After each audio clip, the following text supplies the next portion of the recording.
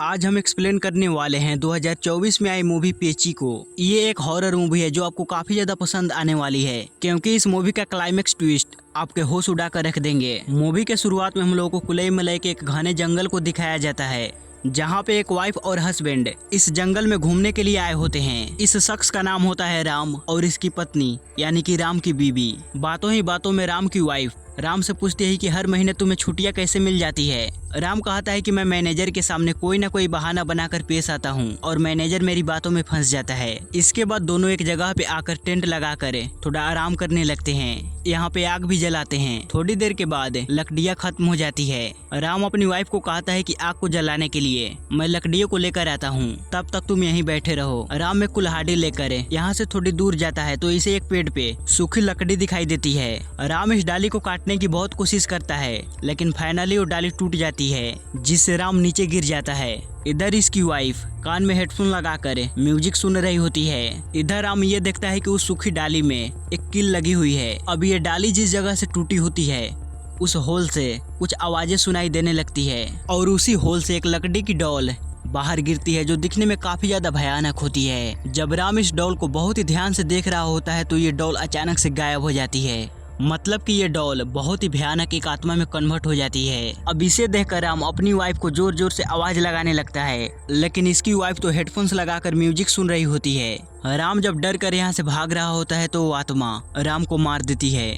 इधर राम की वाइफ को याद आती है कि राम को गया तो बहुत देर हो गया। तो राम की वाइफ जब जंगल की तरफ जा रही होती है तो वहाँ पे इसे राम तो दिखाई नहीं देता, लेकिन वो डॉल वहीं दिखाई देती है। राम की वाइफ जब इस डॉल को बहुत ही ध्यान से देख रही होती है तो डॉल एक भयानक आत्मा में कन्वर्ट होकर राम की वाइफ को भी मार देती है। अब अगले सीन में इसी गांव का एक मारी नाम का शख्स फॉरेस्ट गार्ड के तौर पे काम करते रहता है। इसकी एक छोटी सी फैमिली होती है, बीबी और एक बच्ची। अब मारी फॉरेस्ट गार्ड की तरह काम करते हुए पार्ट टाइम में वो टूरिस्ट गाइड भी होता है। मारी को मालूम पड़ता है कि 5 लोग जंगल में ट्रैकिंग करने के लिए आए हैं, तो मारी इन्हीं लोगों से मिलने के लिए आता है। इस ग्रुप में टोटल 5 लोग होते हैं, चरण, मीरा, जेरी, सेतु, चारू। अब सुबह होने के बाद सारे लोग जंगल की तरफ जाने लगते हैं गाड़ी के जरिए।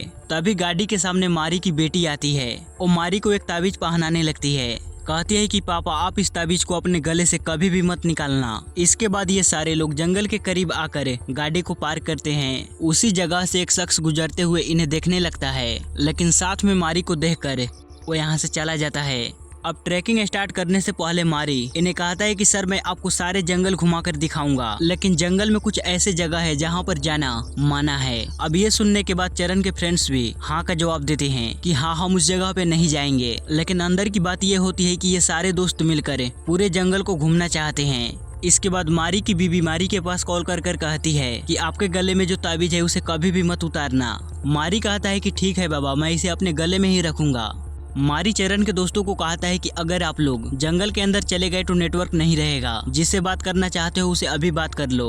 मीरा कहती है कि अरे आप तो फॉरेस्ट गार्ड हो, आपके पास वॉकी टॉकी नहीं है। मारी कहता है कि अरे मैडम वो मेरे लिए अलाउड नहीं है, टूरिस्ट गाइड बनना वो मेरा पार्ट टाइम जॉब है। थोड़ी दूर आगे आने के बाद मारी इस जंगल को प्रणाम करने लगता है, अपनी देवी माँ को पूजने लगता है कि देवी माँ हमारी रक्षा करना। ये देखकर चरण के दोस्त सब इसके ऊपर हंसने लगते हैं। यही सोच रहे होते हैं कि सारा का सारा ये अंधविश्वास है। यहाँ से थोड़ी दूर आगे जाने के बाद इन्हें एक नदी दिखाई देती है। पानी को देखकर मीरा और चारू काफी ज्यादा खुश होते हैं और पानी में उतरकर खेलने लगते हैं और वो भी जोर जोर से आवाजें कर रही होती है। मारी मीरा को समझाता है कि मैडम आप जोर जोर से आवाजें मत करो, यहाँ सब ये सब करने की परमिशन नहीं है। अब मीरा इसे गुस्सा हो जाती है, कहती है कि मुझे कहाँ पे कैसा बिहेव करना है मुझे मालूम है, मैं ऐसी जगह घूमने के लिए पहली बार नहीं आई हूँ।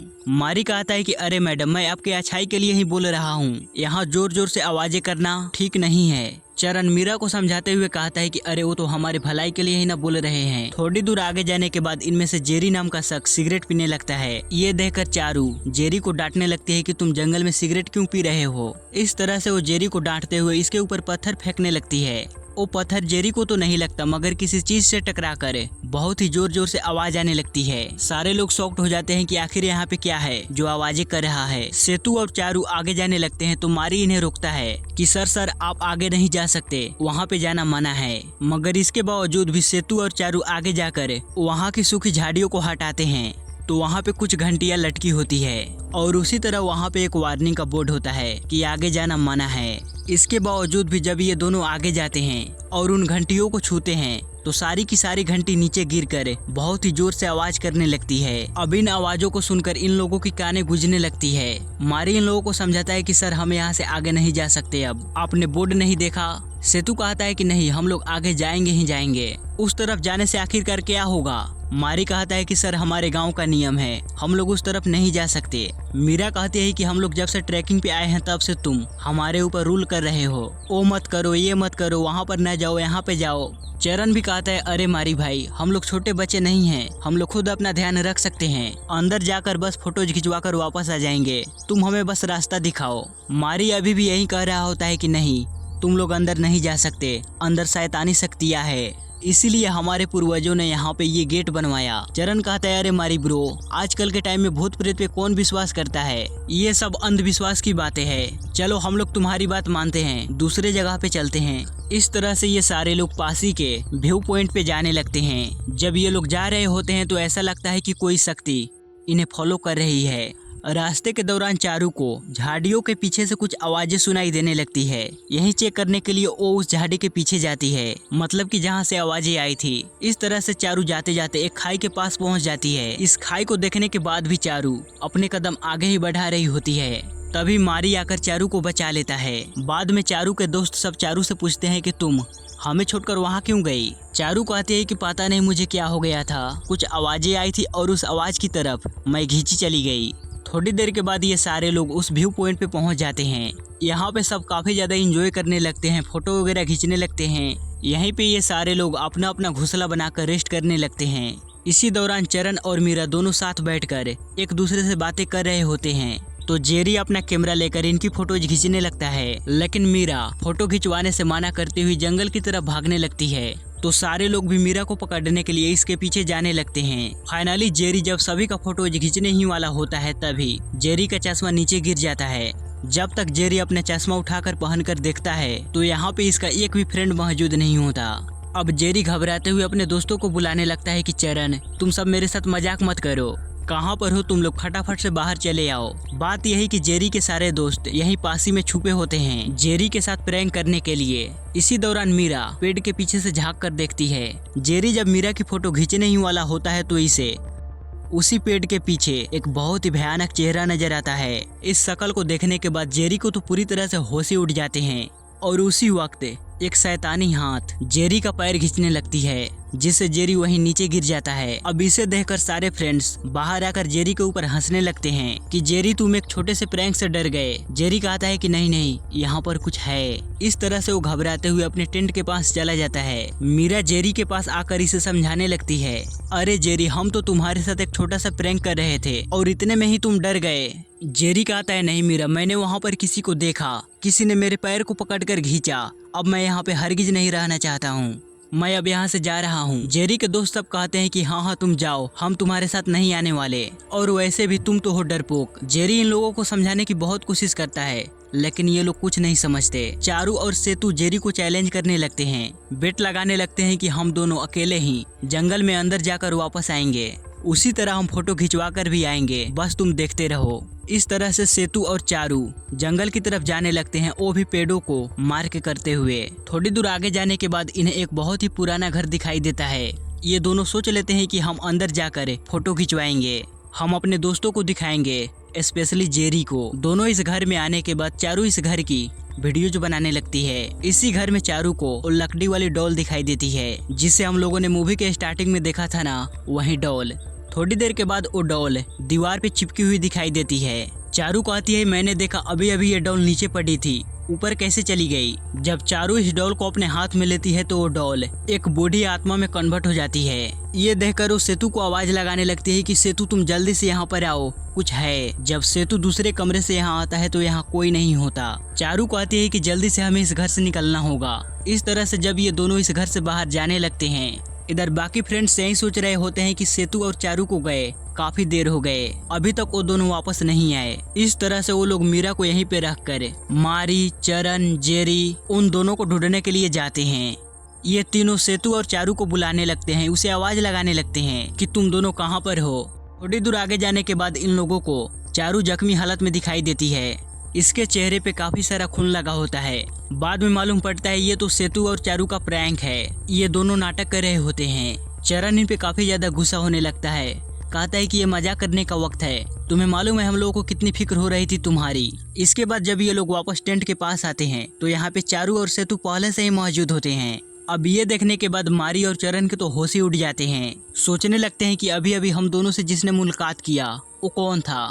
अब मारी को सब कुछ समझ आ जाता है। चरण के दोस्तों को इसके गांव में जो हुआ वो बताने लगता है। दरअसल बहुत सालों पहले इस गांव में जमींदार खानदान में एक बूढ़ी औरत रहती थी। उस बूढ़ी औरत को ब्लैक मैजिक में काफी ज्यादा इंटरेस्ट था, तो केरला गई ब्लैक मैजिक सीखने के लिए। अच्छा खासा ब्लैक मैजिक सीखने के बाद कुछ लोगों के साथ वहाँ अपने गांव आई। जंगल के एक इलाके में अपना एक घर बना लिया। इसके बाद वो बूढ़ी औरत और उसके साथी छोटे बच्चे का बलि देने लगे, नर बलि। एक दिन एक आदमी ने देख लिया और वो जाकर गांव के मुखिया को बताया कि गांव में बच्चे ऐसे ही गायब नहीं हो रहे, इसके पीछे उस बूढ़ी औरत का हाथ है जो उस जंगल में रहती है। मुखिया अपने लोगों को कहता है कि तुम जंगल में जाकर उस बूढ़ी औरत और उसके लोगों को लेकर मेरे सामने आओ। अब मुखिया के लोग जब उस बूढ़ी औरत के घर पे जाते हैं तो बूढ़ी औरत ब्लैक मैजिक की जादू से कुछ लोगों को मार देती है। बाद में गाँव के सारे लोग एक स्वामी जी से मिलकर गाँव में जो हादसाएं हो रहे हैं उसके बारे में बताते हैं। वो स्वामी जी मुखिया और गांव वालों को बताते हैं कि उस बूढ़ी औरत ने नर बलि देकर कुछ शक्तियां हासिल कर ली है। अगर उस बूढ़ी औरत को छोड़ दिया तो ये हमारा गांव एक दिन शमशान बन जाएगा। अगर उस बूढ़ी औरत को रोकना है तो बस अब एक ही रास्ता है, उस बूढ़ी औरत को मारकर उसकी आत्मा को हमें कैद करना होगा। मुखिया कहता है कि स्वामी जी अब आप ही हमारे गाँव की रक्षा कर सकते हैं, आप जल्द से जल्द कुछ करिए। जो कोई भी हमारे गांव का शख्स उस बुढ़िया के पास जाता है तो वो बुढ़िया उसे मार देती है। अब उसी रात मुखिया के आदमी प्लानिंग कर उस बूढ़ी औरत के घर जाकर उस बूढ़ी औरत और उसके लोगों को मार देते हैं। बाद में स्वामी जी एक लकड़ी की डॉल बनाकर उस बूढ़ी औरत की आत्मा को इस डॉल में कैद कर देते हैं। उसी तरह से जंगल के अंदर जाकर एक पेड़ से इस डॉल को लटका देते हैं और यहाँ तक कोई न पहुँचे, इसलिए यहाँ पे एक गेट बनवा दिया जाता है जादू मंत्र वगैरह पढ़कर। उसी गेट के चरण के दोस्तों ने तोड़ दिया। इस तरह से मारी बताते हुए कहता है कि लगता है अब उस बूढ़ी औरत की आत्मा आजाद हो गई है। अब ये सुनकर चरण और उसके दोस्त सब कहते हैं कि हमें जल्दी से अब इस जंगल से किसी भी तरह कर निकलना है। तभी जेरी कहता है कि अरे यार मेरा कैमरा तो वहीं पे छूट गया जहाँ पर तुम लोगों ने मेरे साथ प्रैंक किया था। इस तरह से ये वहाँ पे जाने लगता है तो मारी भी इसके पीछे पीछे जाता है। जब यहाँ पे आता है तो इसका कैमरा एक पेड़ पे लटका होता है। कैमरा लेकर जब दोनों यहाँ से जाने ही वाले होते हैं तभी मारी के पीछे एक और मारी नजर आता है जेरी को। पीछे वाला मारी जेरी को इशारे से बता रहा होता है कि वो कोई और है, तुम वहाँ से जल्दी से भागो। अब ये नजारे को देखकर जेरी इस वाले मारी को धक्का देकर जंगल की तरफ भागने लगता है। इस तरह से जेरी भागते भागते उस पुराने घर के पास पहुंच जाता है। इधर मारी चरण के दोस्तों के पास आकर इन्हें कहता है ओ जेरी तो मेरे साथ आने की जगह वो तो जंगल की तरफ भागने लगा। चरण कहता है हमें किसी भी तरह कर जेरी को वापस लाना पड़ेगा। इस तरह से चरण और मारी जेरी को ढूंढने के लिए जाते हैं। तभी इन्हें एक कैमरा दिखाई देता है और ये कैमरा किसी और का नहीं राम और उसकी वाइफ की होती है, जिसे हम लोगों ने मूवी के स्टार्टिंग में देखा था ना, उसी का। इस कैमरे को प्ले कर देखते हैं तो इन्हें मालूम पड़ता है कि राम और उसकी वाइफ को एक बुरी आत्मा ने मार दिया। और ये भी देखते हैं कि इन दोनों के हाथ में वो लकड़ियों वाला डॉल है, उसी डॉल ने इन दोनों को मार दिया। मारी और चरण अपने दोस्तों के पास आकर इन्हें कहने लगते हैं कि सच में इस जंगल में एक बुरी आत्मा है, हम लोगों को जल्दी से यहाँ से निकलना होगा। उसी समय चारू अजीब से बिहेव करते हुए जंगल की तरफ जाने लगती है। चरण और मीरा भी चारू के पीछे जाने लगते हैं। चारू को रोकने लगती है कि चारू तुम कहाँ जा रही हो। थोड़ी दूर आगे जाने के बाद चारू अकेली खड़ी होती है और इसका चेहरा बहुत ही भयानक नजर आने लगता है। देखते ही देखते वो बुरी आत्मा चारू को यहाँ से एक ही झटके में ले जाती है। अब ये देखने के बाद बाकी सारे लोग इस जंगल से भागने लगते हैं। अब इसी दौरान मारी को बुरी आत्मा नजर आती है। वो बुरी आत्मा मारी को मार ही नहीं पाती क्योंकि मारी के पास वो ताबीज होता है ना, इसी वजह से। अब इसी दौरान मीरा भी मिस हो जाती है। जब चरण और सेतु मीरा को ढूंढ रहे होते हैं तो मीरा उस पुराने घर में खड़ी होती है। ऐसा देखने में लगता है कि मीरा अपने होशो हवास में नहीं है। उसी वक्त वो आत्मा मीरा को घर के अंदर खींच ले जाती है। ये देखकर सेतु काफी ज्यादा डर जाता है और वो वहाँ से भागने लगता है। लेकिन चरण मीरा को वापस लाने के लिए उस घर के अंदर जाने लगता है क्योंकि मीरा इसकी गर्लफ्रेंड होती है। दूसरी तरफ सेतु को जेरी नजर आता है। और वो भी जख्मी हालत में। ये दोनों बहुत ही मुश्किल से उस गेट तक पहुंच जाते हैं जिसे स्टार्टिंग में इन्होंने तोड़ दिया था ना, वही घंटी वाला गेट। तभी सेतु को समझ आता है कि मेरे बगल में जेरी नहीं बैठा है, वो तो बूढ़ी औरत बैठी है। दूसरी तरफ मीरा चरण को बेहोशी की हालत में नजर आती है तो वह उसे घर से बाहर लाता है। तभी इनके पास मारी आता है। चरण और मीरा मारी को देखकर इसके ऊपर शक करने लगते हैं। मतलब कि इन दोनों को यकीन ही नहीं हो रहा होता कि हमारे सामने जो आदमी आ रहे हैं वो असली है या फिर भूत। और ये भी सोचने लगते हैं कि मारी ही चरण के दोस्तों को तकलीफ दे रहा है। मारी कहता है कि सर वो बूढ़ी आत्मा हमें भी नजर आई। दरअसल बात यह है कि उस बूढ़ी आत्मा को मारने वाला कोई और नहीं, हमारे परदादा ही थे। उस समय स्वामी जी ने मेरे परदादा के गले में एक ताबीज बांधी थी, इसी वजह से मेरे परदादा ने उस बूढ़ी औरत को मार पाए। अब वो ताबीज मेरे गले में है, इसी वजह से वो बूढ़ी आत्मा मुझे नहीं मार पा रही। मेरी बात मानिए सर, हम लोगों को यहाँ से जाना चाहिए। इस तरह से मारी इनके हाथ को पकड़कर यहाँ से ले जाने लगता है। अब इसी भाग दौड़ में मीरा की पैर फिसल जाती है और उसी गेट पे रह जाती है। जब तक मारी मीरा को लेने के लिए जाता तभी एक आत्मा मीरा को वहाँ से खींच ले जाती है। अब ये देखकर चरण भी उस घर के अंदर जाने की कोशिश करता है, लेकिन मारी इसे कैसे तैसे कर रोक लेता है कि सर आप मीरा मैडम को वापस नहीं ला सकते क्योंकि वो आत्मा खींच ले गई। अब तक तो उसे मार भी दी होगी। लेकिन इसके बावजूद भी चरण मीरा को वापस लाने के लिए जंगल के अंदर जाने लगता है, उस पुराने घर के पास। तभी चरण को इसके दोस्त सब नजर आने लगते हैं डरावनी चेहरे के साथ, और इसी के साथ साथ उसे वो बूढ़ी औरत की आत्मा भी नजर आने लगती है। लेकिन वो बूढ़ी आत्मा चरण को मार नहीं पाती क्योंकि चरण के पास मारी की ताबीज होती है। मतलब कि जब चरण और मारी के बीच तू में हो रही थी, उस दौरान मारी की वो ताबीज चरण की शॉट लग गई। इसके बाद चरण जब मारी के पास जाता है तो वो आत्मा मारी को कब का मार चुकी होती है। अब बड़ी मुश्किल के साथ चरण सड़क तक पहुंच जाता है। अब इसी रास्ते से एक गाड़ी गुजरती है तो चरण इस शख्स से लिफ्ट मांगता है, और ये शख्स कोई और नहीं जिसे हम लोगों ने मूवी के स्टार्टिंग में देखा था ना, वही शख्स होता है। जब चरण इस गाड़ी के अंदर बैठने ही वाला होता है तो शॉकिंगली इस गाड़ी के अंदर मीरा मौजूद होती है। दूसरे सीन में हम लोग देखते हैं कि चरण उसी पुराने वाले घर में बंधा हुआ है।